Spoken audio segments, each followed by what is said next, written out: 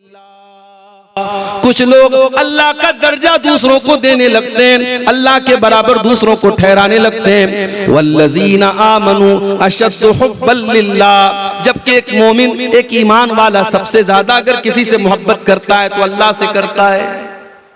और अगर हम अल्लाह से मोहब्बत नहीं करेंगे, अपनी जिंदगी के मकसद को पूरा नहीं करेंगे, अल्लाह के दीन से पलट जाएंगे, तो वही होगा हमारे साथ जो फलस्तीन में हो रहा है। ये अल्लाह का कानून है। अल्लाह ने कुरान में बता दिया कि अगर तुम फिर जाओगे हम बदल के दूसरी कौम को ले आएंगे। या अय्युहल्लज़ीना आमनू मन यर्तद्द मिनकुम अन दीनिही फसौफा यातिल्लाहु बिक़ौमिन, ऐ ईमान वालो अगर तुम अल्लाह के दीन से पलट जाओगे, अगर तुम अल्लाह के दीन से पीछे हो जाओगे, फिर जाओगे, अल्लाह ताला दूसरी कौम को ले आएगा और ऐसी कौम को लाएगा युहिब्बुहुम व युहिब्बूनहु, अल्लाह उनसे मोहब्बत करेगा, वो अल्लाह से मोहब्बत करेंगे। अज़िल्लतिन अलल मोमिनीन, जो ईमान वालों के लिए बड़े नर्म होंगे, इज्जतिन अलल काफिरीन, और काफिरों के लिए बड़े सख्त होंगे। युजाहिदून फी सबीलिल्लाह, अल्लाह ऐसे लोगों को लाएगा जो अल्लाह की राह में जिहाद करेंगे। वला यखाफून लौमत लाइम, और किसी की परवाह नहीं करेंगे, किसी से डरेंगे नहीं। अगर हम अल्लाह से मोहब्बत नहीं करेंगे, हम परवाह नहीं करेंगे कि अल्लाह हमसे खुश है कि नहीं, अल्लाह हमसे नाराज तो नहीं है, अगर हम इस बात की परवाह करना बंद कर देंगे, अल्लाह दूसरी कौम को ले आएगा और अल्लाह हमें जमीन से मिटा देगा। और आज हम कायनात में ये चीज मेरे भाइयों हम देख रहे हैं। तो आज की तकरीर का मेरा मौजू क्या है? वो कौन सी ऐसी चीजें हैं जो अल्लाह को पसंद नहीं है, जिनका नाम लेकर के अल्लाह ने कहा कि ये काम मत करना, ये काम मुझे पसंद नहीं है, मैं ये काम पसंद नहीं करता, अगर ये करोगे तो मैं नाराज हो जाऊंगा। भाई मोहब्बत करते हो ना अल्लाह से, अगर अल्लाह से मोहब्बत करते हो तो फिर परवाह करनी पड़ेगी कि अल्लाह को क्या पसंद है और क्या नापसंद है। तो आज हमारी तकरीर का टॉपिक है अल्लाह को क्या नापसंद है। तो सुनेंगे इंशाअल्लाह, और सिर्फ सुनना नहीं है, इंशाअल्लाह अमल भी करना है। जितनी चीजें बयान की जाएंगी कुरान की रोशनी में और हदीस की रोशनी में बयान की जाएंगी, और नंबर से मैं बयान करूंगा। और मकसद यह है कि इन चीजों से हम अपने आप को बचाएं, जिन चीजों का नाम लेकर के अल्लाह ने कहा कि ये चीज हमें पसंद नहीं है। आइए कुरान का दूसरा पारा खोलते हैं। अल्लाह फरमाता है वक़ातिलू फी सबीलिल्लाहिल्लज़ीना युक़ातिलूनकुम, ऐ ईमान वालो तुम उनसे जंग करो जो तुमसे जंग करते हैं, तुम उनसे लड़ाई करो जो तुमसे लड़ाई करते हैं। वला तातदू, और देखो लड़ाई के मैदान में हद से तजावुज न करना, अल्लाह की बनाई हुई हद को पार न करना। इन्नल्लाह ला युहिब्बुल मुअतदीन, अल्लाह ताला हद पार करने वालों को पसंद नहीं करता। दुनिया वालों ने एक उसूल बनाया है। क्या उसूल है? Everything is fair in love and वार, प्यार में और जंग में सब जायज है। देखो आज जंग में क्या हो रहा है। एक तरफ हमास ने हमला किया इस्राइल पर और 200-400-500 लोगों को मारा। मीडिया की रिपोर्ट्स ने बताया बच्चे भी मरे, औरतें भी मरे। इस्लाम के अकॉर्डिंग गलत है बच्चों को मारना, औरतों को मारना। जो जंग के मैदान में नहीं आया, जो लड़ नहीं रहा है, उसको नहीं मार सकते। अगर हमास के हमले में बच्चे मरे हम कंडेम करते हैं, अगर हमास के हमले में बेकसूर मरे हम मजम्मत करते हैं, हम निंदा करते हैं उसकी। मगर बदले में क्या हुआ? 500 के बदले में 7000 लोग अब तक मारे जा चुके हैं मीडिया की रिपोर्ट के मुताबिक।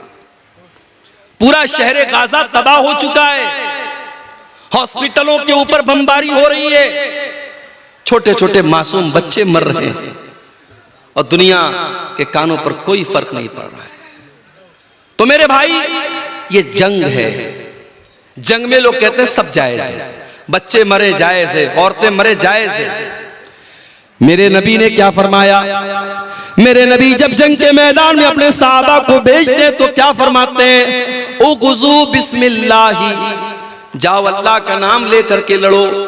वक़ातिलू फी सबीलिल्लाह, और जाओ तुम अल्लाह के रास्ते में जाकर के लड़ो। वला तक़तुलू वलीदन, किसी बच्चे को कत्ल न करना। वला तक़तुलू शैखन फ़ानिया, कोई ऐसा बूढ़ा इंसान है जो जंग के मैदान में लड़ नहीं रहा है, जो मैदान जंग से किनारे है, उसको खबरदार कत्ल न करना। वला तग़ुल्लू, जंग के मैदान में भी किसी के साथ खयानत मत करना, किसी के साथ धोखा मत करना, किसी के साथ फ्रॉड मत करना। वला तक़तऊ शजरतन, किसी पेड़ को न काटना, किसी इबादतगाह को मत गिराना, किसी के पूजा स्थल को मत गिराना। ये इस्लाम ने उसूल बताए। दुनिया का उसूल है जंग में सब जायज है, मेरे नबी का उसूल है नहीं, जंग के मैदान में भी सब जायज नहीं है। वही बात कुरान कह रहा है, ऐ ईमान वालों, जब तुम अपने दुश्मनों से जंग करो, जब तुम अपने दुश्मनों से लड़ाई करो, वला तातदू, तो हद पार मत करो। अल्लाह ताला ने हर चीज की एक हद बनाई। इंसान जवान होता है, लड़का बालिग होता है, लड़की बालिग होती है। अल्लाह ने दोनों के अंदर जिनसी ख्वाहिश रखी है, सेक्सुअल डिजायर रखा है। मर्द को औरत की जरूरत है, औरत को मर्द की जरूरत है। अल्लाह ने इस ख्वाहिश को पूरा करने का जायज तरीका निकाह को बनाया, लड़का लड़की का निकाह कर दिया जाए, उनकी ख्वाहिश को सही तरीके से पूरा किया जाए। अब वही लड़का और वही लड़की अगर जिना का रास्ता अपनाए, अगर बदकारी का रास्ता अपनाए, अगर गलत लोगों से रिलेशनशिप कायम करे, मेरे प्यारे साथियों, यही अल्लाह की हद से तजावुज करना है। और अल्लाह फरमाता है, वला तातदू इन्नल्लाह ला युहिब्बुल मुअतदीन, अल्लाह की हद कभी पार मत करना, अल्लाह हद पार करने वालों को पसंद नहीं करता है। आपके इलाके में लड़कियों को हिस्सा देते वरासत में? बोलो भाई, क्या लड़की बाप की वरासत में हिस्सा पाती है आपके इलाके में? नहीं पाती, मैं जानता हूं नहीं पाती है। क्यों? अरे हमने लड़की की शादी कर दी, जहेज लंबा चौड़ा जहेज दे दिया, अब क्या वरासत में हिस्सा भी दे? ये मेंटेलिटी है हमारी। बाप का इंतकाल हुआ, मां का इंतकाल हुआ, मां ने कपड़ा छोड़ा, मां ने जेवरात छोड़े, बाप ने जमीन छोड़ी। बाप और मां के उस सारे तरके में, सारी प्रॉपर्टी में कुरान कहता है जिस तरीके से बेटे का हिस्सा है वैसे ही बेटी का हिस्सा है। और आज हम पक्के मुसलमान, कुरान और हदीस पर अमल करने वाले, हमारे समाज में बेटी का कोई हक नहीं है। बेटी मांग ले तो समाज कहता है कितनी बेगैरत लड़की है, बाप की जायदाद में से हिस्सा मांग रही है। अल्लाह ताला ने जब सूरह निसा के अंदर जमीन और जायदाद के मसले बयान किए, फरमाया तिल्का हुदूदुल्लाह, ये मैं जो हिस्सा तरका बयान कर रहा हूं मेरे बंदो, ये अल्लाह की बनाई हुई हदें हैं, इन हदों को कभी पार न करना। ये अल्लाह का बनाया हुआ कानून है, अल्लाह के कानून को तुम कभी न तोड़ना। मेरे प्यारे साथियों, आप कार चलाते हैं, रास्ते में ट्रैफिक पुलिस वाले खड़े हैं, ट्रैफिक का नियम है कार चलाने वाला सीट बेल्ट लगा करके चलेगा, बाइक चलाने वाला हेलमेट लगा करके चलेगा।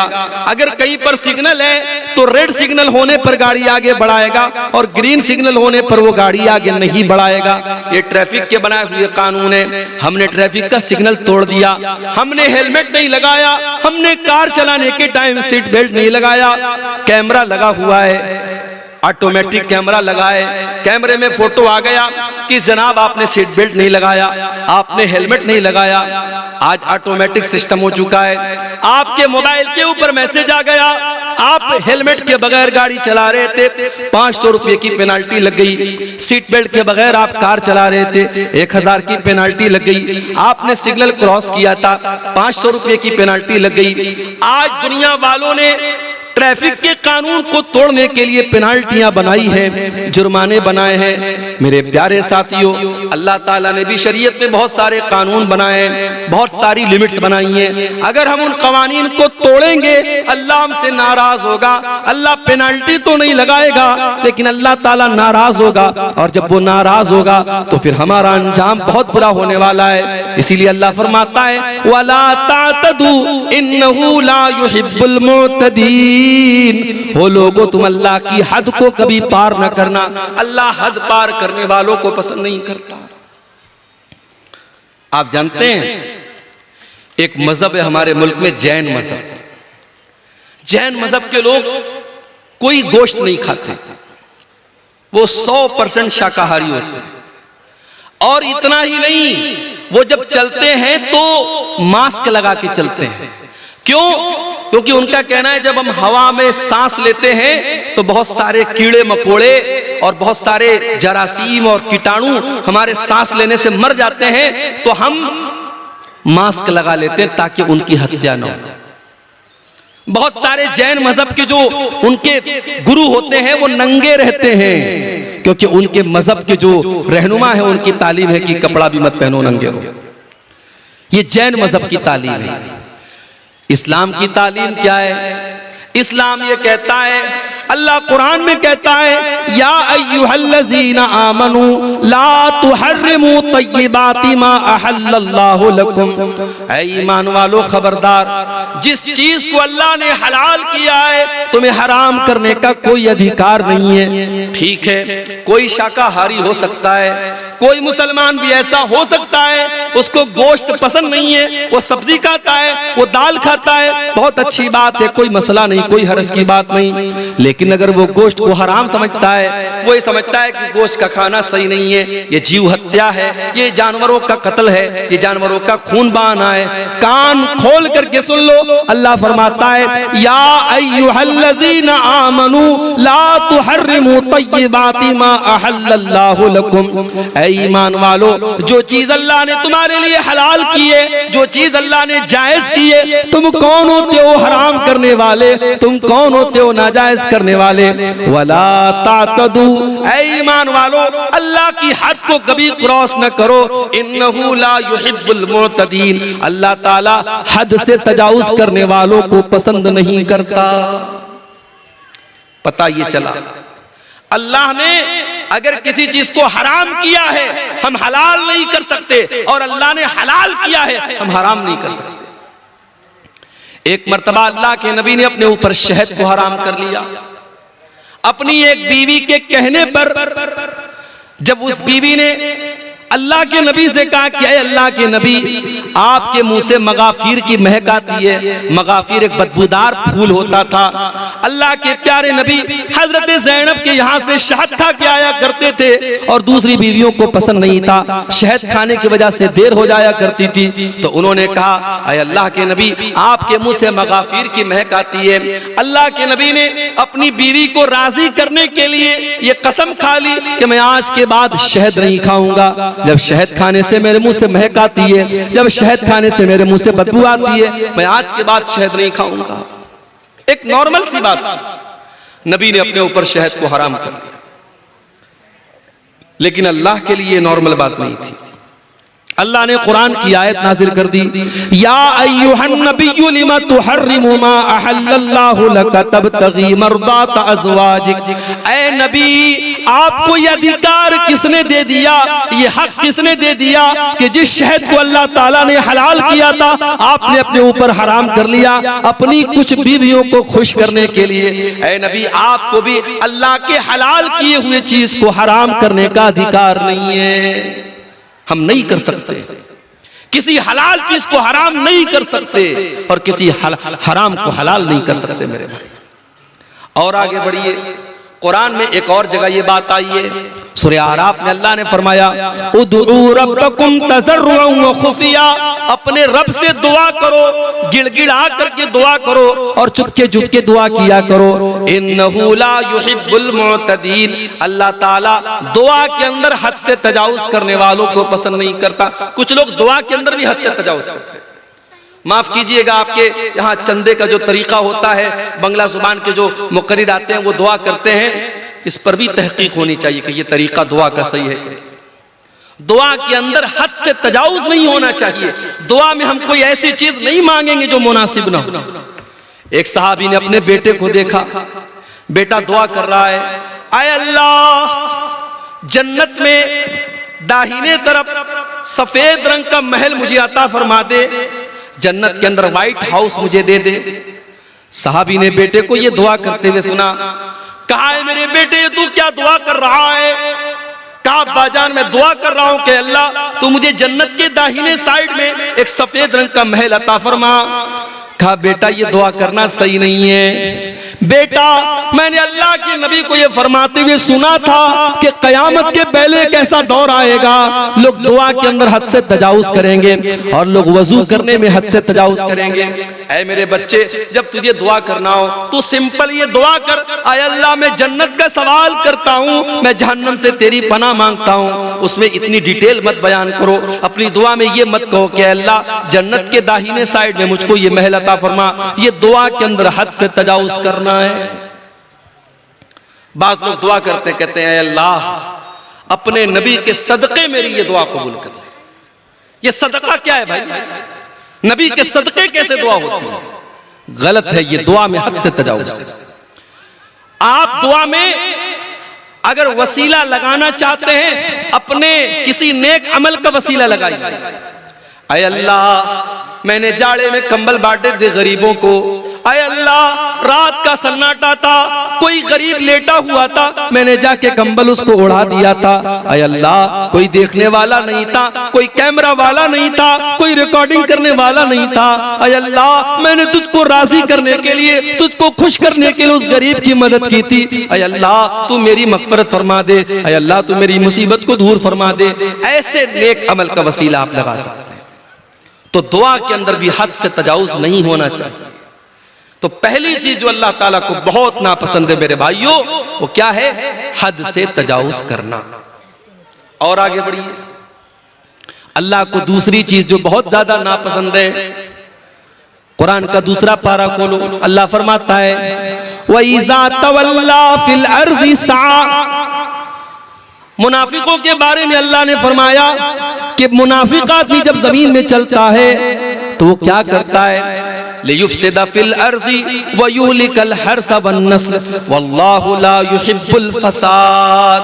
वो मुनाफिक आदमी, वो मुशरिक आदमी, वो जमीन में फसाद मचाता है, वो लोगों को कत्ल करता है, वो बच्चों को कत्ल करता है। वल्लाहु ला युहिब्बुल फसाद। अल्लाह को फसाद पसंद नहीं है, अल्लाह को जमीन के अंदर फसाद पसंद नहीं है, अल्लाह को फसादी लोग पसंद नहीं है। जो फसाद मचाते हो, जो बेकसूरों का खून बहाते हो, जो निर्दोष लोगों की हत्या करते हो। जाओ कोई मीडिया वालों को कुरान की आयत बता दे, वइज़ा तवल्ला साफिल अर्ज़ि लियुफ्सिदा फीहा व युहलिकल हर्थ वन नस्ल। ये मुनाफिकों की पहचान है, ये मुशरिकों की पहचान है, ये अल्लाह के दुश्मनों की पहचान है। बच्चों को कत्ल करना, फसाद मचाना, आतंक मचाना। अल्लाह का मानने वाला कभी आतंकवादी नहीं हो सकता, अल्लाह का मानने वाला कभी दहशतगर्द नहीं हो सकता। अरे अल्लाह के मानने वाले एक चींटी को भी बिला वजह नहीं मारते। याद करो सुलेमान अलैहिस्सलाम का वाकया। सुलेमान अलैहिस्सलाम जा रहे हैं और रास्ते में चींटियों की एक वादी के पास से उनका गुजर होता है। सुलेमान अलैहिस्सलाम को अल्लाह ताला ने एक स्पेशल नॉलेज दी थी, वो चींटियों की बोली को भी सुन लेते थे, समझ लेते थे। हत्ता इज़ा अतौ अला वादिन नमली क़ालत नमलतुन या अय्युहन नमलु उदखुलू मसाकिनकुम। जब सुलेमान का लश्कर चींटियों की वादी के पास से गुजरा तो चींटियों की रानी ने अपनी चींटियों से कहा, ऐ चींटियों जल्दी जल्दी अपने बिल में दाखिल हो जाओ। ला यहतिमन्नकुम सुलेमान व जुनूदुहु व हुम ला यशऊरून। कहीं ऐसा न हो कि सुलेमान और उनका लश्कर अपने पांवों से तुम्हें रौंद डाले, तुम्हारे ऊपर चढ़ जाए, तुम्हें खत्म कर दे और उनको पता न चले। वहुम ला यशऊरून, उनको पता न चले। इसका मतलब कि जानबूझकर सुलेमान अलैहिस्सलाम चींटी को भी तकलीफ नहीं पहुंचा सकते। ओ मेरे मीडिया वाले भाइयों, ओ दुनिया में इस्लाम के खिलाफ प्रोपेगेंडा करने वाले न्यूज चैनल वालों, कभी इस तरीके के वीडियो को भी अपने चैनलों पर लगाया करो, कभी इन बातों को भी अपने चैनलों पर लगाया करो। सुलेमान अलैहिस्सलाम का लश्कर चींटी की हत्या नहीं कर सकता। एक नबी का मानने वाला जब चींटी की हत्या नहीं कर सकता, किसी निर्दोष की हत्या कैसे कर सकता है? वल्लाहु ला युहिब्बुल फसाद। अल्लाह को फसाद मचाने वाले, आतंक मचाने वाले पसंद नहीं है। इस्लाम तो वो मजहब है मेरे भाई, एक निर्दोष की हत्या, एक बेकसूर का खून बहाने वाला पूरी मानवता का हत्यारा है, पूरी इंसानियत का कातिल है। अल्लाह फरमाता है मन कतल नफ्सन बिगैरि नफ्सिन औ फसादिन फिल अर्दी फकअन्नमा कतल अन्नास जमीआ। जिसने एक निर्दोष की हत्या की उसने पूरी इंसानियत को कत्ल कर दिया। उसने इतना बड़ा पाप कर दिया कि पूरी इंसानियत को कत्ल कर दिया। वमन अहयाहा फकअन्नमा अहया अन्नास जमीआ। और एक इंसान की जान बचाने वाला पूरी इंसानियत की जान बचाने वाला है। मेरे प्यारे साथियों, दुनिया में पहला मर्डर किसने किया था? काबिल ने अपने भाई हाबिल का किया था, और औरत के चक्कर में किया था, लड़की के चक्कर में किया था। औरत के चक्कर में काबिल ने हाबिल को कत्ल किया था, दुनिया का पहला मर्डर किया था। अल्लाह के नबी फरमाते हैं अब कयामत तक जितने मर्डर होंगे, जितने कत्ल होंगे, हर मर्डर और हर कत्ल का जिम्मेदार काबिल होगा, जो कि पहला कत्ल उसने किया था। पता ये चला कि जो बुराई की शुरुआत करता है, जो किसी गलत काम की शुरुआत करता है, उसके ऊपर कयामत तक और जब तक वो गलत काम होता रहेगा उसका वबाल उसके ऊपर पड़ता रहेगा, उसकी सजा उसको मिलती रहेगी।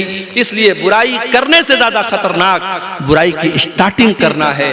हजरत लूत अलैहिस्सलाम की जो कौम थी, इग़लाम बाजी की और लड़के का लड़के के साथ बदकारी करना और मर्द का मर्द के साथ बदकारी करना, उनकी कौम के पहले ये गंदा काम दुनिया में कभी नहीं होता था। इस काम की शुरुआत की थी हजरत लूत अलैहिस्सलाम की कौम ने। इसीलिए जब हजरत लूत अलैहिस्सलाम ने अपनी कौम को समझाया तो कहा था कि ऐ मेरी कौम के लोगों, तुमने इस गंदगी की शुरुआत की है, और अगर यहां से ये गंदा काम शुरू हुआ तो जब तक ये गंदा काम होता रहेगा तुम्हें इसकी सजा मिलती रहेगी। मेरे प्यारे साथियों, अल्लाह तबारक व तआला को फसाद मचाने वाले, आतंक मचाने वाले, खून खराबा करने वाले लोग पसंद नहीं है। वल्लाहु ला युहिब्बुल फसाद, अल्लाह को फसाद पसंद नहीं। अरे इस्लाम का तो ये हाल है। हमारे प्यारे नबी जब सन 8 हिजरी में मक्का में दाखिल हुए, 10,000 का लश्कर आपके साथ है। मक्का के अंदर आप बड़ी फातिहाना शान के साथ दाखिल हो रहे हैं। ये वही मक्का है जहां से आपको निकाला गया है। ये वही मक्का है जहां अल्लाह की बारगाह में सजदा करना आपके लिए हराम कर दिया गया, जहां नमाज की हालत में आपका गला दबाने की कोशिश की गई, जहां नमाज की हालत में आपकी गर्दन में चादर डाली गई, जहां नमाज की हालत में आपकी गर्दन के ऊपर गंदगी डाली गई। ये वही मक्का है जहां के लोगों ने ग़ज़वे उहद में आपके चचा हमजा का कलेजा चबाया। ये वही मक्का है जहां के लोगों ने ग़ज़वे उहद में आपको मारा था, आपके दांत तोड़े थे, आपके चेहरे से खून बहा था। ये सारे वाक़यात आपने अपनी आंखों से देखे हैं। लेकिन मेरे प्यारे साथियों, आप देखिए सन 8 हिजरी में जब अल्लाह के नबी मक्का में दाखिल होते हैं, आप पहले खाने काबा को सारे बुतों से पाक करते हैं, और खाने काबा को बुतों से पाक करने के बाद जब आप खाने काबा के दरवाजे पर खड़े होते हैं तो आप क्या कहते हैं? ऐ मक्का वालों, ऐ कुरैश के लोगों, ये बताओ तुम अपने मोहम्मद से तुम्हें क्या उम्मीद है? मैं तुम्हारे साथ क्या सलूक करूंगा? सब भीगी बिल्ली बन जाते हैं, बड़े नरमी से कहते हैं, बड़े प्यार से कहते हैं, ऐ मोहम्मद सल्लल्लाहु अलैहि वसल्लम, आप तो बड़े अच्छे इंसान हैं, बड़े अच्छे बाप की औलाद हैं, आपसे अच्छी ही उम्मीद रखते हैं। आपने फरमाया इज़हबू अंतुम तुलका ला तस्रीब अलैकुमुल यौम, इज़हबू अंतुम तुलका, जाओ आज मोहम्मद रसूलुल्लाह किसी से बदला न लेंगे, किसी से इंतकाम न लेंगे, किसी का खून न बहाएंगे, जाओ तुम सबके सब आजाद हो। मोहम्मद रसूलुल्लाह किसी से बदला न लेंगे। जालिम से लिया जुल्म का बदला न किसी वक्त, मारा भी तो अखलाक की तलवार से मारा। मेरे प्यारे साथियों, ये मेरे नबी का किरदार है। इसलिए नबी का मानने वाला, इस्लाम का कलमा पढ़ने वाला कभी फसादी नहीं हो सकता, कभी आतंकवादी नहीं हो सकता। जो आतंकवादी है, जो दहशतगर्द है, वो कान खोल करके सुन ले, उसका इस्लाम से कोई ताल्लुक नहीं है। वल्लाहु ला युहिब्बुल फसाद, अल्लाह को फसाद बचाने वाले लोग पसंद नहीं है। और आगे बढ़िए, तीसरी चीज अल्लाह ने फरमाया सूरह आल इमरान के अंदर, कुल अतीउल्लाह व रसूलहू कुल अतीउल्लाह व रसूला, ऐ नबी आप कह दीजिए अल्लाह की इताअत करो और रसूल की इताअत करो। फ़इन तवल्लौ फ़इन्नल्लाह ला युहिब्बुल काफिरीन, और ऐ नबी अगर ये लोग अल्लाह की इताअत ना करें और रसूल की इताअत ना करें तो इनको बता दो कि अल्लाह ताला काफिरों को पसंद नहीं करता, काफिरों को पसंद नहीं करता। अल्लाह को कुफ्र पसंद नहीं। कुफ्र का मतलब इनकार, जो अल्लाह को न माने, जो रसूल को न माने, जो अल्लाह की किताबों को न माने, जो अल्लाह के नबियों को न माने, जो अल्लाह के फरिश्तों को न माने, जो तकदीर को न माने, जो कयामत के दिन को न माने, जितनी चीजों पर ईमान लाना है उनमें से किसी चीज को न मानने वाला, उसके अंदर डाउट करने वाला, उनके अंदर शक करने वाला, वो काफिर हो जाता है। और काफिर को अल्लाह ताला पसंद नहीं करता। अल्लाह को मोमिनों से मोहब्बत है, अल्लाह को ईमान वालों से मोहब्बत है, अल्लाह काफिरों को पसंद नहीं करता। अल्लाह को कुफ्र से इतनी नफरत है, अगर कोई इंसान कुफ्र की हालत में मर जाए, अल्लाह फरमाता है वलल्लज़ीना यमूतूना वहुम कुफ्फार, जो कुफ्र की हालत में मर जाए और मरने के टाइम वो तौबा कर ले, उसकी तौबा का अल्लाह क्या कोई मतलब नहीं है। जो कुफ्र की हालत में मर गया वो हमेशा जहन्नम में रहेगा। अल्लाह का शुक्र अदा कीजिए मेरे भाई, हम और आप ईमान वाले हैं, हम और आप मुसलमान हैं। अगर हम और आप मुसलमान न होते, ईमान वाले न होते, शायद हम भी किसी पत्थर के बुत के आगे आज सजदा कर रहे होते, शराब पी करके नाच रहे होते। यह अलग बात है, बिहार में नीतीश कुमार साहब ने शराब बंदी कर रखी है, लेकिन अंदर से टेबल के नीचे से बड़ी शराब पी जा रही है बिहार के अंदर। अभी झारखंड से मैं आ रहा था, आज शाम को भागलपुर से वहां मैंने जुमा पढ़ाया लालमटिया में, वहां से मैं स्कॉर्पियो से आ रहा था। जैसे ही बिहार में दाखिल हुई गाड़ी, पुलिस वाले लेडीज और जेंट्स गाड़ी को आके चेक करने लगे। मेरे साथ बच्चे थे, फैमिली थी, उन्होंने टार्च से देखा, वेखा, चेक किया, चले गए। मैंने ड्राइवर साहब से पूछा ये इतनी गाड़ी चेक क्यों हो रही थी? बोले शराब का मामला होता ना, शराबबंदी, इसलिए वो शराब चेक कर रहे थे। पाबंदी है बिहार के अंदर, मगर हम सब जानते हैं कि शराब पी जा रही है। और अफसोस की बात यह है कि बड़ी तादाद में मुसलमान शराब पीता है। कितने मुसलमान हैं जो बगैर शराब पिए अपने घर में दाखिल नहीं होते। नीतीश कुमार के डर से कितने लोगों ने शराब पीना बंद कर दिया। मेरे प्यारे साथियों, अल्लाह के डर से मुसलमान शराब पीना बंद न कर पाया। कितने अफसोस की बात है, सरकार का डंडा पड़ा तो शराब बंद हो गई, लेकिन अल्लाह ताला के अजाब का डर हमें शराब न छुड़ा सका। 1400 साल पहले के हालात देखो, जब अल्लाह ताला ने कुरान की आयत नाजिल की कि ऐ ईमान वालो, इन्नमल खम्रु वल मैसिरु वल अंसाबु वल अज़लामु रिजसुम मिन अमल शैतान। ऐ ईमान वालो, ये शराब का पीना, ये जुआ का खेलना, ये पासे के तीर के जरिए किस्मत का हाल मालूम करना, ये गैरुल्लाह के आस्ताने पर जानवरों को ज़बा करना, ये सब गंदे काम है, शैतान के काम है। फजतनिबू, इनसे बचो। जब कुरान की आयत नाजिल होती है, जब सूरह मायदा की आयत नाजिल होती है, सहाबे किराम जो एक जमाने से शराब पीते चले आए थे, जब अल्लाह ने कुरान में यह आयत नाजिल कर दी कि शराब गंदी चीज है, शैतान का काम है, शराब से बचो तब तभी तुम कामयाब हो सकते हो। साहबा ने अपनी अपनी शराब को निकाल के गलियों में फेंक दिया, शराब के बर्तनों को तोड़ दिया। यहाँ तक कि कुछ साहबा शराब का बिजनेस करते थे, शराब का कारोबार करते थे, उनके पास लाखों की शराब थी, हजारों की शराब थी, उन्होंने सारी शराब को बर्बाद कर दिया। कहा जब शराब हराम है तो शराब का बिजनेस भी हराम है, शराब का कारोबार भी हराम है। उन्होंने सारी शराब को पानी की तरह बहा दिया। मेरे प्यारे साथियों, ईमान इसका नाम है, अल्लाह के रसूल की इत्तिबा इसका नाम है। कोई एडवर्टीजमेंट नहीं किया गया, कोई प्रचार नहीं किया गया, कोई रेडियो पर ऐलान न हुआ, कोई माइक में लाउड स्पीकर में ऐलान न हुआ, बस नबी ने एक ऐलान करवा दिया। कुरान की आयत नाजिल हुई और अल्लाह के नबी ने कुरान की आयत पढ़ के सुना दी कि अल्लाह कह रहा है कि शराब गंदी चीज है, इससे बचो। इससे बढ़ के गंदी चीज क्या होगी मेरे भाई? आज शराब पी करके आदमी घर में आता है, जुबान से गंदी गंदी गालियां निकालता है, शराब पी के घर में आता है, अपनी बहन और बेटी को भी गंदी गंदी बातें कहता है, शराब पी करके घर में आता है, अपने बच्चों के सामने नाजेबा बातें करता है, शराब पी करके अपनी बीवी की कमाई खाता है, शराब पी करके अपनी सारी कमाई को लुटा देता है। इसीलिए हजरत उस्मान गनी कहा करते थे, इन्नल खमरा उम्मुल खबाइस, ये शराब तो तमाम बुराइयों की जड़ है। जो शराब पी लेता है वो ज़िना भी कर सकता है, जो शराब पी लेता है वो कत्ल भी कर सकता है, जो शराब पी लेगा वो दुनिया का कोई भी गंदा काम कर लेगा। तो आप देखें अल्लाह ताला को काफिर पसंद नहीं। आज काफिर से ज्यादा मुसलमान शराब पी रहा है।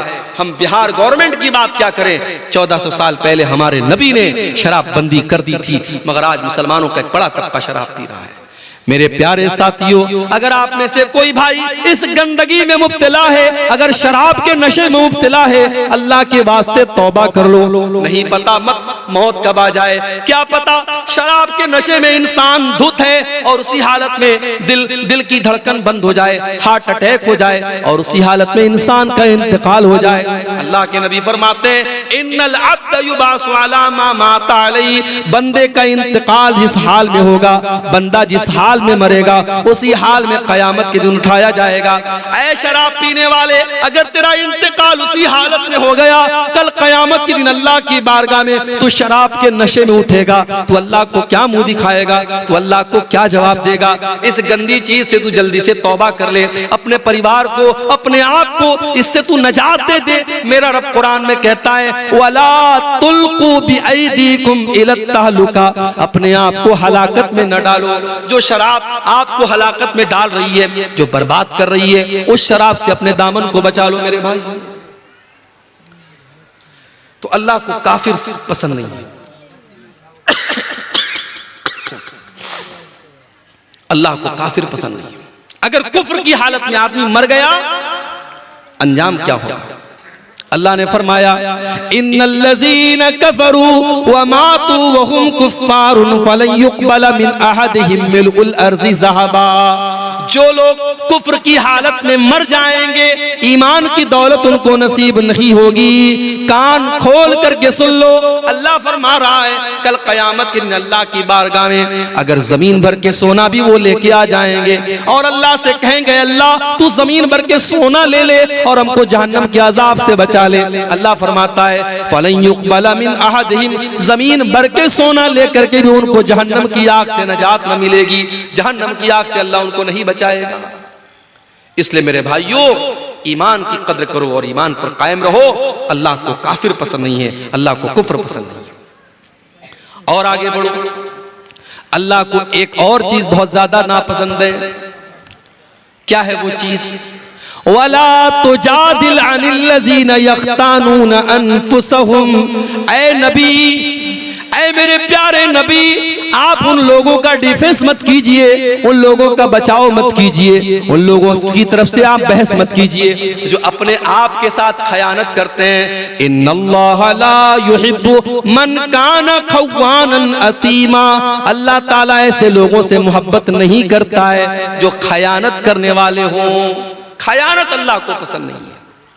खयानत किसको बोलते हैं भाई? अमानत का उल्टा है खयानत।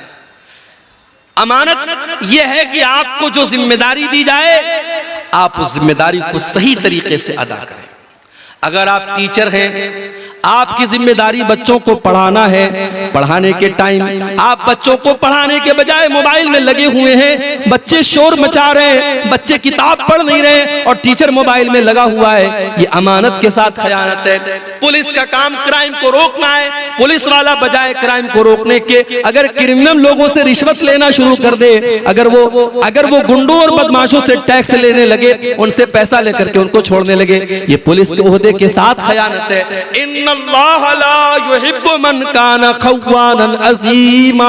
अल्लाह को खयानत करने वाले लोग पसंद नहीं है। इसलिए अमानत में खयानत से बचो मेरे भाई। जो भी अमानत और जो भी जिम्मेदारी आपके कंधे पर डाली गई है, उस जिम्मेदारी को सही तरीके से पूरा करो।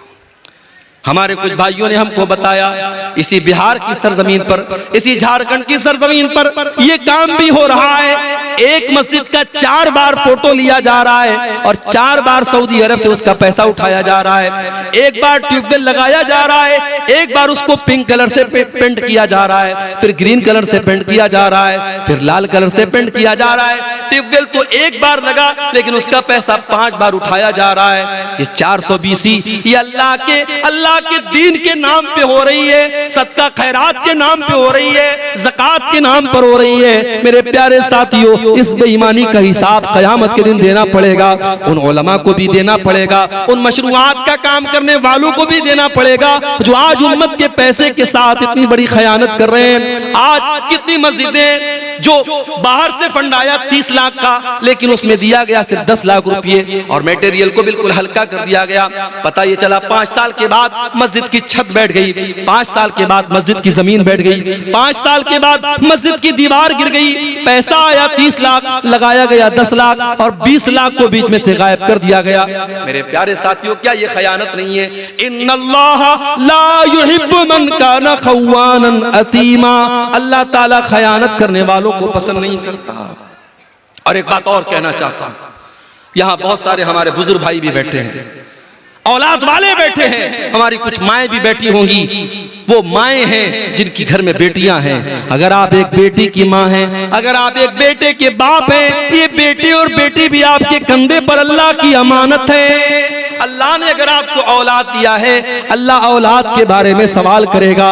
अल्लाह के नबी फरमाते हैं, कुल्लुकुम राइउन व कुल्लुकुम मसऊलुन अन रइयतिही। ओ लोगों, तुम सब के सब जिम्मेदार हो और तुमसे तुम्हारी जिम्मेदारी के बारे में सवाल किया जाएगा। फर्रजुलु राइन अला अहली बैतिही। इंसान अपने घर वालों का जिम्मेदार है, अपनी फैमिली का जिम्मेदार है, अपने परिवार का जिम्मेदार है और इंसान से उसके परिवार के बारे में सवाल किया जाएगा। वल मरअतु राइयतुन अला बैति ज़ौजिहा। और औरत अपने घर की जिम्मेदार है। शौहर तो नौकरी पे चला गया, शौहर तो दुकान पे चला गया, शौहर तो कारोबार पे चला गया, घर में 24 घंटे रहने वाली तो औरत है। घर में जवान बेटी किससे बातें कर रही है, रात को कहां 2-2 बजे तक मोबाइल पे लगी हुई है, रात को वो कहां जा रही है। आज अगर माँ इस बात की परवाह नहीं करती और बेटी रात रात भर गैर महरमों से चैटिंग कर रही है, कान खोल करके सुन लो मेरी माओ, बेटी तो गुनहगार होगी। बेटी की माँ को भी अल्लाह का हिसाब देना पड़ेगा। इन्नल्लाह ला युहिब्बु मन काना खव्वानन असीमा। अल्लाह ताला को खयानत करने वाले पसंद नहीं है। और आगे बढ़िए, अल्लाह को एक और चीज बहुत नापसंद है और वो चीज है इसराफ, हद से तजावुज करना। या बनी आदम खुज़ू ज़ीनतकुम इंदा कुल्ली मस्जिद। ऐ आदम के बेटो, जब तुम मस्जिद में जाया करो, जब तुम नमाज पढ़ने जाया करो तो अपनी जीनत को अपना लिया करो। लोग अक्सर ये सवाल करते हैं, शेख साहब नमाज में टोपी का लगाना कैसा है? भाई साहब, टोपी का लगाना फर्ज नहीं है, टोपी का लगाना वाजिब नहीं है, टोपी का लगाना सुन्नत नहीं है, मगर टोपी हमारे कल्चर का एक हिस्सा है। हमारे देश में, हमारे मुल्क में मुसलमान की पहचान होती है टोपी से। हमारे कल्चर का, हमारी संस्कृति का, हमारी तहजीब का एक हिस्सा है। आप शादी में टोपी लगा रहे हैं, आप जनाजे में टोपी लगा रहे हैं और मस्जिद में आप आते हैं तो जानबूझ के आप खुले सर नमाज पढ़ रहे हैं, ये मुनासिब नहीं है। अल्लाह कुरान में कहता है, या बनी आदम खुज़ू ज़ीनतकुम इंदा कुल्ली मस्जिद। ऐ बनी आदम, ऐ आदम की औलाद, जब तुम मस्जिद में जाया करो, जब तुम नमाज पढ़ने जाया करो तो अपनी जीनत को अपना लो। ऐसा लिबास पहनो जिस लिबास को पहन करके तुम अच्छे लगो। भाई नमाज तो बनियाइन में भी हो जाएगा। अगर मर्द का नाफ से लेकर के घुटने तक का हिस्सा ढका हुआ है और कंधा ढका हुआ है तो नमाज तो ऐसे भी हो जाएगा। मगर आप बनियाइन पहन के और एक छोटा सा गमछा बांध करके मस्जिद में आएंगे, मुनासिब नहीं लगेगा। आप उस ड्रेस में आए जो आपकी बेहतरीन ड्रेस है, जिस ड्रेस में आप अच्छे लोगों के पास उठते हैं, बैठते हैं। अल्लाह कह रहा है, ऐ आदम की औलाद, जब तुम मस्जिद में आओ तो अपनी जीनत को अपना लो। वकुलू वशरबू, और खूब खाओ खूब पियो, वला तुसरिफू, लेकिन खाने और पीने में हद से तजावुज न करो, इसराफ न करो, फजूल खर्ची न करो। इन्नहु ला युहिब्बुल मुसरिफीन। अल्लाह ताला फजूल खर्ची करने वालों को पसंद नहीं करता।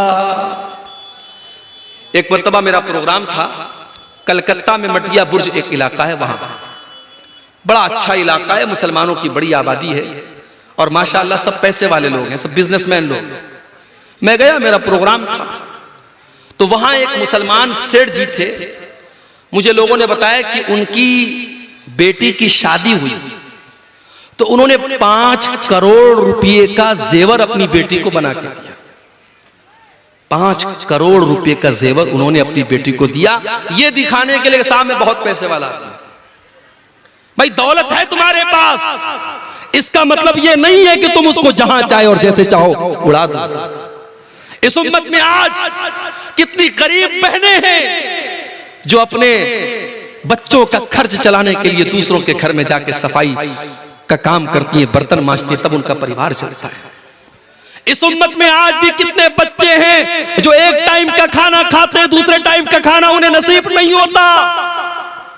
इस उम्मत में आज भी कितने लोग हैं जिनके सर पर छत नहीं है, जिनके पास अपना मकान नहीं है, जो सड़कों और चौराहों पर रात में खुले आसमान के नीचे रात गुजारते हैं। जिस उम्मत का ये हाल हो, जिस कौम का ये हाल हो, उस कौम के लोग, उस कौम के अमीर उमरा 5-5 करोड़ रुपए के जेवरात अपनी बेटियों को शादी में दे रहे हैं, पूरे जेवरात से अपनी बेटी को लाद दे रहे हैं। क्या ये फजूल खर्ची नहीं है मेरे भाई? अल्लाह के नबी फरमाते हैं कयामत के दिन इंसान ला तज़ूलु कदमा इब्ने आदम मिन इंदि रब्बिही यौमल क़ियामा, कयामत के दिन इंसान 5 सवालों का जवाब दिए बगैर अपनी जगह से टस से मस नहीं हो सकता। 5 सवालों का जवाब सबको देना है, मुझे भी देना है, आपको भी देना है, आलिम को भी देना है, जाहिल को भी देना है, आम आदमी को भी देना है और वीआईपी को भी देना है। 5 सवालों का जवाब सबको देना है। पहला सवाल अन उम्रिही फीमा अफना, तूने अपनी जिंदगी को कहां गुजारा। दूसरा सवाल वअन शबाबिही फीमा अबला, तूने अपनी जवानी को कहां गुजारा। तीसरा सवाल वअन मालिही मिन ऐन इक्तसबहु, तूने माल कहां से कमाया। चौथा सवाल वफीमा अनफक़हु, तूने माल कहां पर खर्च किया। माल कहां पर खर्च किया इसका भी हिसाब देना पड़ेगा। अपनी महबूबाओं के लिए रिचार्ज करवाने वाले हमारे मनचले नौजवान वो 100-200 रुपए का जो रिचार्ज कराते हैं अपनी कानों की लज्जत के लिए और बदकारी के लिए, वो भी तैयार रहे। माल कहां पे खर्च हो रहा है हिसाब देना पड़ेगा। और माल कैसे कमा रहे हो, ड्रीम 11 के जरिए कमा रहे हो, सट्टेबाजी के जरिए कमा रहे हो। अभी हमारे व्हाट्सएप पर एक मैसेज आया कि क्रिकेट के मैच में सट्टा लगाना हो तो हमसे कांटेक्ट कीजिए, हमारे ग्रुप को ज्वाइन कर लीजिए, हम 100% बिल्कुल सही भविष्यवाणी करते हैं। मैंने खोला वो ग्रुप, देखा, मैंने सोचा कि देखिए ये क्या भविष्यवाणी करता है।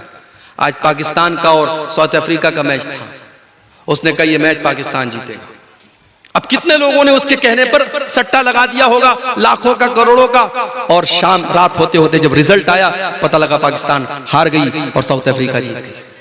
ये सट्टेबाजी आज हमारा नौजवान बड़ी तादाद में व्हाट्सएप के जरिए, टेलीग्राम के जरिए, फेसबुक के जरिए बाकायदा सट्टा हो रहा है और लाखों करोड़ों का सट्टा हो रहा है और जुआ हो रहा है और हमारा मुसलमान उसमें हिस्सा ले रहा है। और मेरे प्यारे साथियों, वो ये सोच रहा है कि हम रातों रात अमीर बन जाएंगे।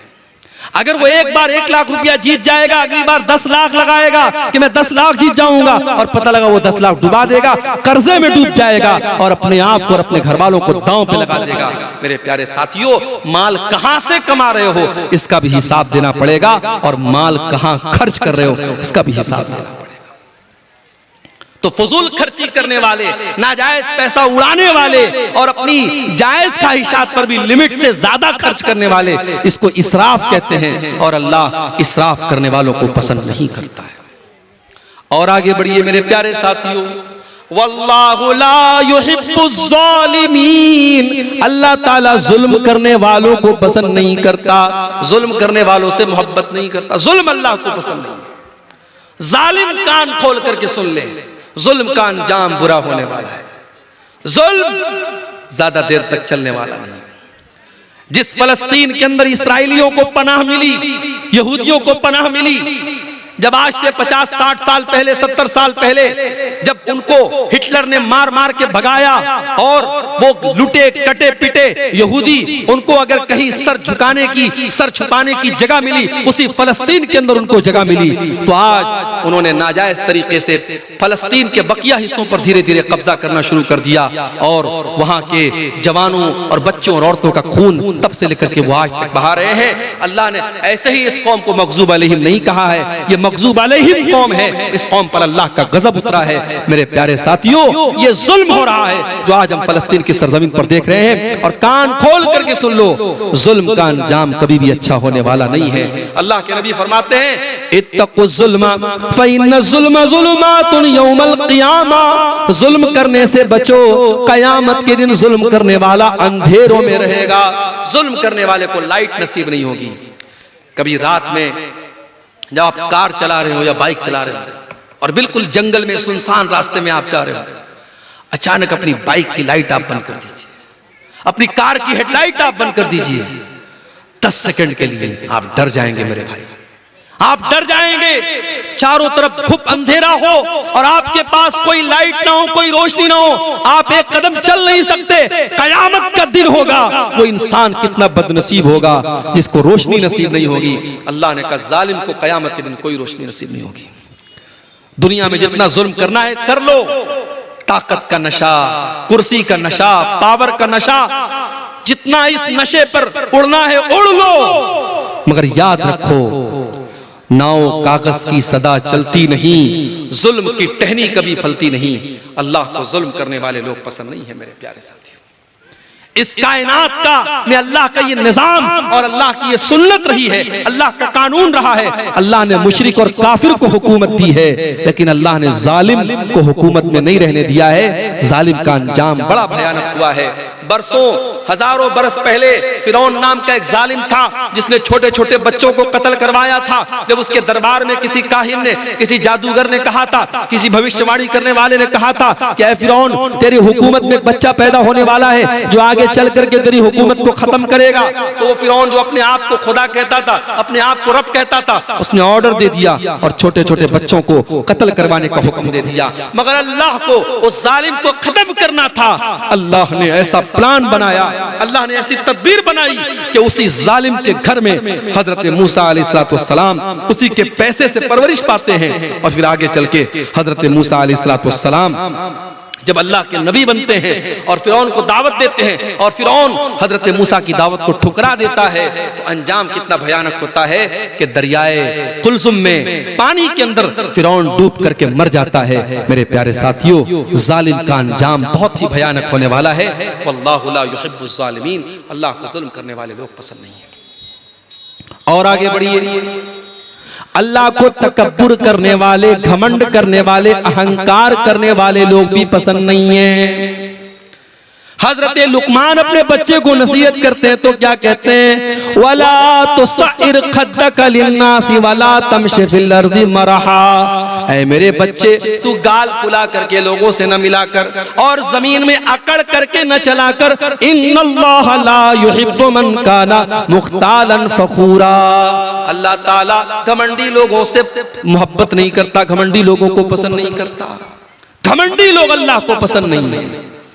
कारून बड़ी दौलत वाला था, उसको अपनी दौलत पर बड़ा नाज था, लेकिन कारून के कौम में जो नेक लोग थे, जो ईमान वाले लोग थे, उन्होंने कारून को नसीहत की और कहा कि ऐ कारून, ला तफरह, अपनी दौलत पर इतराना नहीं, अपनी दौलत पर गुरूर नहीं करना।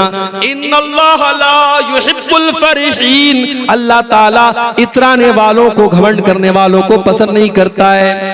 वब्तग़ि फीमा आताकल्लाहु दारल आखिरा, ऐ कारून, तुझे अल्लाह ने बड़ी दौलत से नवाजा है, बड़े खजाने अल्लाह ताला ने तुझे दिए हैं। ऐ कारून, अपनी दौलत के जरिए तू आखिरत की तैयारी कर। ओ मेरे प्यारे साथियों, आज अल्लाह ने आपको दौलत वाला बनाया है, अपनी दौलत को अल्लाह के रास्ते में खर्च किया करो, मस्जिदों में दिया करो, मदरसों में दिया करो, कारे खैर में दिया करो, अपनी आखिरत बनाया करो। वला तंसा नसीबक मिनद दुनिया, मैं ये नहीं कहता कि दुनिया को भूल जाओ, दुनिया में जो तुम्हारा हक है, दुनिया दुनिया में जो तुम्हारा हिस्सा है, दुनिया का हिस्सा तुम उससे खूब फायदा उठा लो, लेकिन असल तैयारी आखिरत की करो। वला तबगिल फसाद फिल अर्ज़ी, और कारून से उसकी कौम के लोगों ने कहा कि ऐ कारून, तू जमीन में फसाद मचाने की कोशिश न करना। अल्लाह ताला फसादी लोगों को पसंद नहीं करता। तो तकब्बुर और घमंड ये अल्लाह को पसंद नहीं है मेरे भाई। दुनिया में जिसने तकब्बुर किया, जिसने घमंड किया, उसका अंजाम बड़ा भयानक हुआ। इब्लीस ने तकब्बुर किया, अल्लाह की बारगाह से धुतकारा गया। कारून ने तकब्बुर किया, उसके महल को जमीन में धंसा दिया गया। फिरौन ने तकब्बुर किया, उसको पानी में डुबा करके मार दिया गया। नमरूद ने तकब्बुर किया, एक मामूली मच्छर ने उसका काम खत्म कर दिया। कौम आद ने तकब्बुर किया, कौम समूद ने तकब्बुर किया, अल्लाह ने पटक पटक करके उनको बेजान कर दिया। मेरे भाइयों, तकब्बुर का अंजाम बड़ा ही भयानक होता है, और तकब्बुर करने वाला और घमंड करने वाला अल्लाह को पसंद नहीं है। अब यहां एक सवाल पैदा होता है, मौलवी साहब ने शेरवानी पहनी है, सामने एक लुंगी वाला आ गया, लुंगी पहने हैं, बनियाइन पहने हैं। अब मौलवी साहब के दिल में फीलिंग आई कि यार मैं 10,000 रुपए का कपड़ा पहना हूं, ये 500 रुपए का कपड़ा पहना है। मौलवी साहब के अंदर एक फीलिंग आई, हाजी साहब के अंदर एक फीलिंग आई कि मैं पैसे वाला आदमी हूं, मेरा कपड़ा इसके कपड़े से अच्छा है। तो क्या अच्छा कपड़ा पहनना ये हराम है? अगर हम पैसे वाले हैं, दौलत वाले हैं, तो क्या हम महंगा कपड़ा नहीं पहन सकते, अच्छा कपड़ा नहीं पहन सकते? ऐसा कोई मसला नहीं। आप अगर पैसे वाले हैं, आप अगर दौलत वाले हैं, तो आप अच्छा कपड़ा पहन सकते हैं, बल्कि पहनना चाहिए, पहनना चाहिए। फटा पुराना कपड़ा पहनना ये दीनदारी नहीं है। बहुत से लोग इसको समझते हैं पैसा बहुत है, दौलत बहुत है, लेकिन हमेशा फटा पुराना कपड़ा पहन करके बिल्कुल अजीब व गरीब शक्ल बनाए रहेंगे और कहेंगे साहब पैसा तो है, मगर हमारा इस्लाम ये कहता है कि सिंपल रहो। सिंपल रहना एक अलग चीज है, और अपनी दौलत होने के बावजूद फटा पुराना मैला कुचैला कपड़ा पहनना ये अलग चीज है। अल्लाह के नबी के एक सहाबी आए, अल्लाह के नबी ने देखा कि बड़ी उनके कपड़े बड़े मैले कुचैले हैं। आपने कहा दौलत है तुम्हारे पास, पैसा है तुम्हारे पास? कहा अल्लाह के नबी बहुत दौलत है, इतनी बकरियां हैं मेरे पास, इतने ऊंट है मेरे पास, इतने गुलाम है मेरे पास, बहुत दौलत है, बहुत पैसा है। अल्लाह के नबी ने फरमाया इन आताकल्लाहु मालन फलयुरा असरु निअमतिल्लाहि अलैहि। ऐ मेरे सहाबी, अगर अल्लाह ने तुमको दौलत से नवाजा है तो दौलत का असर तुम्हारे ऊपर जाहिर होना चाहिए। अच्छा कपड़ा पहना करो, अपनी हैसियत के मुताबिक कपड़ा पहना करो। अच्छा कपड़ा पहनना बुरा नहीं है, हाँ अच्छा कपड़ा पहनने के बाद जब घर से निकलो तो जो तुमसे कमजोर कपड़ा पहने हुए है उसको तुम कभी हकीर मत समझना, ये तकब्बुर हो जाएगा। अल्लाह के नबी फरमाते हैं इन्नल्लाह जमीलुन युहिब्बुल जमाल, अल्लाह ताला खूबसूरत है और खूबसूरती को पसंद करता है। अच्छा कपड़ा पहनना ये गुनाह नहीं है, अच्छा जूता पहनना ये गुनाह नहीं है, बल्कि गुनाह क्या है? अल किब्रु बत्रुल हक़ व गमतुन नास। तकब्बुर ये है, घमंड ये है, इंसान दूसरों को हकीर समझे, दूसरों को मामूली समझे और अपने आप को बड़ा समझे, ये तकब्बुर है मेरे प्यारे साथियों। और मेरे नबी ने और अल्लाह ने तकब्बुर से मना किया है। अल्लाह के नबी ने तो यहां तक फरमाया ला यदखुलुल जन्नत मन काना फी क़ल्बिही मिस्क़ालु ज़र्रतिन मिनल किब्र, जिसके दिल में जर्रा बराबर भी तकब्बुर होगा, घमंड होगा, अहंकार होगा, वो जन्नत में नहीं जाएगा। इसलिए तकब्बुर से बचो, तवाज़ु, अपने अंदर नरमी पैदा करो, अपने आप को छोटा समझो, लोगों से घुल मिल करके रहो। अल्लाह ताला ऐसे लोगों से मोहब्बत करता है, और जो अपने आप को छोटा बना लेता है मन तवाज़ा लिल्लाहि रफ़अहुल्लाह, अल्लाह उसको और बुलंदी अता करता है। इसी तरीके से मेरे प्यारे साथियों, अल्लाह ताला उन लोगों को भी पसंद नहीं करता है जो बेहुदा बातें अपने मुंह से निकालते हैं, जो गंदी बातें अपने मुंह से निकालते हैं। अल्लाह के नबी फरमाते हैं, बुखारी और मुस्लिम की रिवायत है, बड़े गौर से सुनिएगा, मैं समझ रहा हूँ रात का आखिरी टाइम है, आपके सब्र का इम्तिहान ले रहा हूँ, मगर बड़ी इंपॉर्टेंट बातें बयान कर रहा हूँ, सुन के जाइए। अल्लाह के नबी फरमाते हैं कि इन्नल्लाह लयुबग़िज़ुल फ़ाहिशल बज़ी, अल्लाह ताला ऐसे लोगों से नफरत करता है, ऐसे लोगों को पसंद नहीं करता है जो फाहिश होते हैं और जो बज़ी होते हैं। फाहिश और बज़ी किसको कहते हैं? जिसकी जुबान गंदी होती है, जो जुबान से गाली बकता है, जो जुबान से बेहुदा बातें करता है, अल्लाह ऐसे लोगों को पसंद नहीं करता है। मेरे प्यारे साथियों, जुबान की हिफाजत करो, गाली गलौज से अपने आप को बचाओ। आज बाप गाली देता है, बच्चे उससे गाली सीखते हैं, बच्चियों की तरबियत पर असर पड़ता है। अपने घर को गाली से महफूज रखो, अपने घर को गाली से महफूज रखो। और बच्चों के हाथ में जो मोबाइल देते हो ना, मोबाइल पर भी चेक करो, बच्चा ऐसी रील तो नहीं देख रहा है, बच्चा गाली सीख रहा है, बच्चा बेहुदा बातें सीख रहा है। बच्चों की तरबियत पर भी बड़ी तवज्जो देने की जरूरत है। आज माँ बाप ने बड़ा सिंपल तरीका समझा है, बच्चे के हाथ में मोबाइल दे दिया, बच्चा जो चाहे सो देख रहा है। नहीं मेरे भाई, बच्चा जो देखता है उससे सीखता है। 3 साल का बच्चा भी अगर वीडियो देख रहा है तो सीख रहा है। आप देखिए आपका बच्चा क्या देख रहा है। अगर आपने नहीं देखा, अंजाम बड़ा भयानक होगा। अरबी का एक शायर कहता है, लैसल यतीम मन इंतहा अबवाहु मिन हम्मिल हयाति व खल्लफाहु ज़लीला। यतीम वो नहीं है जिसके माँ बाप उसे दुनिया में छोड़ के चले जाएं। इन्नल यतीमा हुवल्लज़ी तल्का लहू उम्मन तखल्लत अव अबम मशगूला। अरे यतीम तो वो है, यतीम तो वो है, अनाथ तो वो है, माँ तो उसके पास मौजूद है मगर माँ के पास अपने बच्चे की देखभाल के लिए टाइम नहीं है। बाप तो उसके घर में मौजूद है मगर बाप के पास अपने बच्चों के लिए फुर्सत नहीं है। मैं तो खुद एक मदरसे में टीचर हूँ। कभी कभी ऐसे भी पेरेंट्स आते हैं, ऐसे भी माँ बाप आते हैं, बच्चा कौन सी क्लास में पढ़ता है बाप को ये भी नहीं पता, बच्चा कौन सी क्लास में पढ़ता है माँ को ये भी नहीं पता। इतने बेखबर मत बनो मेरे भाई, इतना पैसा कमाने के पीछे अंधे मत बनो कि आपको ये महसूस ही ना हो कि आपका बच्चा कहाँ जा रहा है। तो अल्लाह तबारक व तआला को ऐसे लोग भी पसंद नहीं है जो बेहुदा बातें और गंदी बातें मुंह से निकालते हैं। एक और हदीस सुन लीजिए, उसके बाद हम सवालात को देखेंगे। अल्लाह के प्यारे नबी फरमाते हैं, अबग़ज़ुन्नास इंदल्लाहि सलासा। 3 लोग अल्लाह ताला को बहुत ज्यादा नापसंद हैं, 3 लोगों से अल्लाह ताला नफरत करता है। नंबर 1, मुल्हिदुन फिल हरम, जो हरम के अंदर, अल्लाह के घर के अंदर, खाने काबा के अंदर या मदीना मुनव्वरा के अंदर अल्लाह की नाफरमानी करे। शराब पीना बहुत गलत काम है, लेकिन कोई मक्का मदीना में जाके शराब पिए। चोरी करना बहुत गलत काम है, लेकिन कोई मक्का मदीना में जाके, हरम के अंदर जाके चोरी करे तो ये और बड़ा गुनाह है। इसलिए जो उम्रा करने जाएं, मैं समझाता हुई हूं अपने भाइयों, उम्रा करने आप गए, भीड़ लगी हुई है तवाफ के दौरान, अब आपकी ख्वाहिश है हजरे अस्वद को चूमने की, हजरे अस्वद को टच करने की, मगर मर्दों की भीड़ भी है, औरतों की भीड़ भी है। अब कुछ लोग क्या करते हैं, सबको चीरते हुए और फलांगते हुए जाकर के हजरे अस्वद को चूम लेते हैं। माफ करना मेरे भाई, हजरे अस्वद को चूमना और हजरे अस्वद को टच करना ये कंपलसरी नहीं है, ये जरूरी नहीं है, ये बस एक सुन्नत है, मुस्तहब है, बेहतर है। अगर आप छू सकते हैं तो छू लीजिए, नहीं छू सकते कोई मसला नहीं है, मगर वहां पे तवाफ के दौरान किसी औरत को टच करना हराम है, किसी मर्द को तकलीफ पहुंचाना हराम है। आप ऐसा तवाफ किस काम का कि दूसरों को तकलीफ पहुंचा करके आप आगे बढ़ रहे हैं। अल्लाह के नबी कह रहे हैं, मुल्हिदुन फिल हरम, जो हरम के अंदर, अल्लाह के घर के अंदर हराम काम करे, नाजायज काम करे, अल्लाह को नाराज करने वाला काम करे, ऐसा आदमी अल्लाह को बहुत नापसंद है। और दूसरा इंसान, व मुब्तगिन फिल इस्लाम सुन्नतल जाहिलिया, इस्लाम के अंदर जो दौरे जाहिलियत के तरीके को फॉलो करे, जिसको इस्लाम का कल्चर पसंद नहीं है, जिसको दौरे जाहिलियत का कल्चर पसंद है।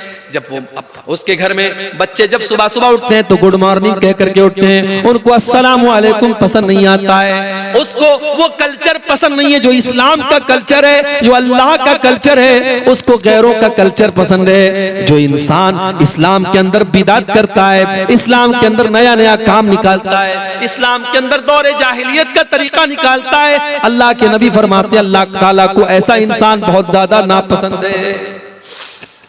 इसी तरीके से एक और इंसान अल्लाह के नबी फरमाते हैं अल्लाह ताला को बहुत नापसंद है। वह मुत्तलिबु दमम्रिइन मुस्लिमिन, किसी मुसलमान का खून बहाने वाला, बेकसूर इंसान का खून बहाने वाला और उसके खून का मुतालबा करने वाला, नाजायज तरीके से किसी मुसलमान का खून बहाने वाला, वो भी अल्लाह ताला को बहुत ज्यादा नापसंद है। तो ये चंद चीजें हैं मेरे प्यारे साथियों जो अल्लाह तबारक व तआला को बहुत ज्यादा नापसंद है, और कुरान में जिनका नाम ले लेकर के अल्लाह ने कहा कि हाँ ये चीजें हमें नापसंद है और हमें और आपको इससे बचना चाहिए। अब ये कुछ सवालात आए, हम इनको देखते हैं। ये एक सवाल आया है कि क्या नमाज की हालत में दाहिने पैर की जुम्बिश से नमाज खराब हो जाती है? देखिए, कोई मामूली जुम्बिश आप करते हैं, मान लीजिए कभी ऐसा हो रहा है कि हम नमाज पढ़ रहे हैं, अब कहीं खुजली हो रही है, हाथ से आपने खुजला दिया, या किसी पाँव में किसी कीड़े ने काट दिया, पाँव से आपने खुजला लिया, उससे कोई हर्ज की बात नहीं। नमाज की हालत में कोई ऐसा काम आप मत कीजिए कि ऐसा लगे कि आप नमाज के बाहर हैं, नमाज के अंदर आप है ही नहीं है। बिल्कुल आप जैसे आपने हाथ बांधा हुआ है, अब हाथ सब छोड़ छाड़ के आप सर खुजाने लगे, पेट खुजाने लगे, तो ये मुनासिब नहीं है, उससे आपकी नमाज खतरे में पड़ जाएगी। मामूली कोई जुम्बिश हो गई तो उससे कोई हर्ज की बात नहीं है। क्या पैर के नापाकी को धोए बिना वजू शुरू कर सकते हैं? अगर पैर के अंदर नापाकी लगी है तो पहले आप पैर को धोएंगे, आप पहले पैर को धोएंगे। इसी तरीके से जब गुस्ले जनाबत आप करेंगे, जो नापाकी को दूर करने वाला गुस्ल आप करते हैं, उसमें भी शरीयत का मसला यही है कि पहले आप अपनी शर्मगाह पर लगी हुई गंदगी को साफ करेंगे, उसके बाद अपने हाथों को अच्छे से धुलेंगे, फिर आप वजू करेंगे। तो अगर किसी के पैर में गंदगी लगी है तो पहले पैर की गंदगी को धुलेगा, उसके बाद वजू करेगा। और एक सवाल तीसरा आया है कि क्या एक इंसान अपनी बीवी के पिस्तान से फैज़याब हो सकता है? इसके बारे में उलमा की मुख्तलिफ राय है। ज्यादा मुनासिब जो राय है वो यही है कि इंसान को इस चीज से परहेज करना चाहिए और बचना चाहिए, ये मुनासिब नहीं है क्योंकि बच्चे का हक है। वल्लाहु आलम बिस्सवाब। दादा से पहले अगर बाप मर गया तो उसकी औलाद को मिरास से महरूम क्यों करता है? देखिए, शरीयत का एक मसला है कि अगर दादा की जिंदगी में बाप मर गया तो बाप अगर मर गया तो पोता डायरेक्ट अपने दादा की वरासत में हिस्सेदार नहीं होगा। क्यों? क्योंकि अगर दादा की औलाद जिंदा है तो दादा की औलाद की मौजूदगी में औलाद की औलाद वारिस नहीं होती है। यह मसला याद रखिए। दादा की जिंदगी में अगर औलाद जिंदा है तो जो औलाद की औलाद है वो वारिस नहीं होगी। लेकिन मैं एक सवाल करता हूं आपसे, मान लीजिए किसी के 5 लड़के हैं, अब एक लड़का बाप की जिंदगी में मर गया, तो अब जाहिर है उसके बच्चे कहां जाएंगे? उसके बच्चों का क्या कसूर है अगर उनका बाप मर गया, उसकी पहले किसी बहाने से उसकी मौत आ गई? तो इसीलिए उलमा कहते हैं कि शरीयत में वसीयत करने का जो हुक्म है तो वसीयत ऐसी सूरत में करना जरूरी और लाजिम है। दादा को चाहिए कि अपने उस यतीम पोते के हक में अपने जायदाद की 1/3 हिस्से तक की वो जो वसीयत कर सकता है, जो शरीयत में वसीयत करने का ऑप्शन है। अब यहाँ पे वसीयत करना ऑप्शनल नहीं है कि चाहे तो करे चाहे तो ना करे, बल्कि दादा के लिए लाजिम है, जरूरी है कि वो अपने पोते को वो वरासत में वसीयत करे। बाकी अगर डायरेक्ट आप पूछेंगे तो वरासत में हिस्सेदार वो यतीम पोता नहीं होता है। अब यहाँ पे चचा लोगों से भी मैं एक बात कहना चाहूंगा कि जब शरीयत आम यतीम के साथ भलाई करने का हुक्म देती है तो भाई वो तुम्हारे भाई का बच्चा है, तुम्हारा अपना भतीजा है, तुम्हारी इंसानियत कैसे मर जाती है कि तुम अपने उस यतीम भतीजे को उसके बाप दादा की जायदाद से बिल्कुल महरूम कर देते हो। आज बड़े अफसोस के साथ कहना पड़ता है कि शरीयत के इस मसले का बड़ा मिसयूज किया जाता है, और जहां बाप की जिंदगी में किसी बेटे का इंतकाल हो जाता है तो उसके बच्चों को पूरी जायदाद से लोग बेदखल कर देते हैं, और लोग ये नहीं सोचते हैं कि ये कितना बड़ा जुल्म हम कर रहे हैं और उस बच्चे को हम जीते जी उसके हक से महरूम कर रहे हैं। एक सवाल ये आया है कि मेरा बच्चा 10 साल का हो गया है और अब मैं अकीका देना चाहता हूं, क्या मैं दे सकता हूं? बिल्कुल दे सकते हैं। अकीका का सबसे बेहतरीन टाइम 7वें दिन है। अगर 7वें दिन आप किसी वजह से नहीं कर पाए तो उसके बाद आप कभी भी कर सकते हैं, जब भी आपके पास ताकत हो आप कर दें। कोशिश ये कीजिए कि एज सुन एज पॉसिबल, जितनी जल्दी मुमकिन हो कर लीजिए। अगर किसी वजह से नहीं कर पाए, बच्चा 10 साल का हो गया, 20 साल का हो गया, कभी भी आप उसका अकीका कर सकते हैं। लेकिन एक बात अकीका में याद रखिए, बड़े जानवर का अकीका साबित नहीं है। क्योंकि आपके यहाँ बड़े जानवर की कुर्बानी होती है और बड़ा जानवर आप शौक से खाते हैं, तो मैं साफ वाज़ेह तौर पे कह दूं कि अकीका में छोटा जानवर, बकरा बकरी भेड़ा भेड़ी, यही आप कर सकते हैं। बड़े जानवर का अकीका साबित नहीं है। इससे हमें और आपको बचना चाहिए। ठीक है, ये एक सवाल आया है, क्या सलातुत तस्बीह की नमाज पढ़ना अल्लाह के नबी से साबित है? इस सवाल का जवाब मैं कई बार दे चुका हूं कि सलातुत तस्बीह की नमाज के बारे में जो हदीस है, उस हदीस के बारे में उलमा के दरमियान आपस में इख्तिलाफ है। कुछ उलमा का कहना है कि सलातुत तस्बीह की जो हदीस है वो सही है, और कुछ उलमा का कहना है कि वो हदीस सही नहीं है। अब जब उलमा ही के दरमियान और मुहद्दिसीन ही के दरमियान इख्तिलाफ है, तो हम ये देखेंगे कि ज्यादा मजबूत बात किसकी है। तो ज्यादा मजबूत बात हमें उन उलमा की लग रही है जो ये कहते हैं कि सलातुत तस्बीह की नमाज नहीं पढ़ना चाहिए। उसके बारे में जो हदीस है वो सही नहीं है। क्यों? क्योंकि सनद के एतबार से भी हदीस सही नहीं है, और सलातुत तस्बीह की नमाज का जो तरीका है वो तरीका बिल्कुल हट के है, वो आम नमाजों से बिल्कुल अलग है, और उस पर जो सवाब बयान किया गया है वो सवाब भी बिल्कुल अलग है। इसलिए सलातुत तस्बीह की नमाज नहीं पढ़नी चाहिए। अगर किसी का दिल मुतमईन होता है उन उलमा की तहकीक पर जिन्होंने उसको जायज कहा है, तो पढ़ भी सकता है। हमें दलील के एतबार से जो ज्यादा मजबूत बात समझ में आती है वो ये है कि नहीं पढ़ना चाहिए। जो नमाजें ऑलरेडी साबित हैं, जैसे चाश्त की नमाज है, जैसे तहज्जुद की नमाज है, जैसे आम नफिल नमाजें हैं, उनको आप पढ़िए, वो इंशाअल्लाह हमारे लिए काफी है। क्या नमाज जनाजा के बाद इज्तिमाई दुआ करना अल्लाह के नबी सल्लल्लाहु अलैहि वसल्लम से साबित है? जी नहीं, जनाजे की नमाज के बाद कोई दुआ साबित नहीं है। हाँ, मैयत को जनाजे को कब्र में उतारने के बाद, दफन करने के बाद अल्लाह के नबी का हुक्म है कि दुआ करो, दुआ करो, क्योंकि उससे सवाल और जवाब शुरू हो चुका है। दुआ करो कि अल्लाह उसको साबित कदम रखे, उसको सवाल और जवाब में अल्लाह ताला मजबूत रखे। तो वहां पे हम दुआ करेंगे, उसमें भी इज्तिमाई शक्ल नहीं होगी। इज्तिमाई शक्ल का मतलब यह है कि इमाम साहब दुआ करें और बाकी सब लोग आमीन करें, वो मुनासिब नहीं है। हाँ, सब लोग हाथ उठा के अपने अपने तौर पे दुआ करें कि ऐ अल्लाह, ये जो इंसान मरा है और जिसको अभी हमने कब्र में दफनाया है, ऐ अल्लाह तो इसकी मगफरत फरमा दे, इसकी कब्र की मंजिल को आसान कर दे। इस तरीके से आप दुआ करना चाहें तो कर सकते हैं।